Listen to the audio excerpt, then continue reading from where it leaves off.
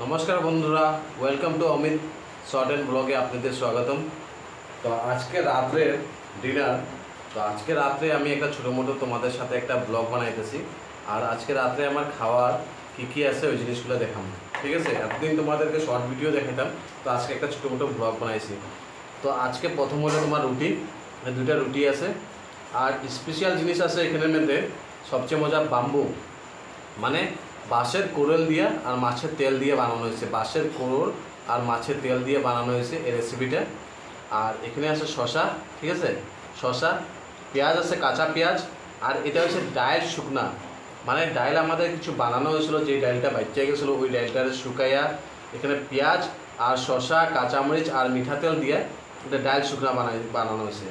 তো এখন খায়া দেখাইতেছি তোমাদেরকে। প্রথমে আমি খায়া দেখাইতেছি, টেস্ট করতেছি এই রেসিপিটা, যেটা তোমার বাঁশের কোরেল আর মাছের তেল দিয়ে।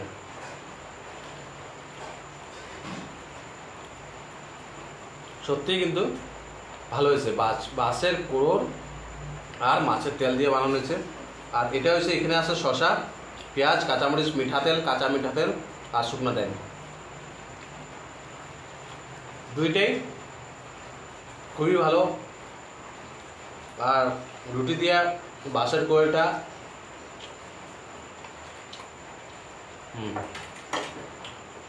ভালো লাগতেছে। তো বন্ধুরা, আজকে আমার রাত্রে খাওয়া এগুলোই। আশা রাখি ভিডিওটা তোমাদের ভালো রাখবো। আর যদি রেসিপিগুলো যদি তোমাদের ভালো লাগে প্লিজ একবার লাইক আর শেয়ার করে দিও। ধন্যবাদ।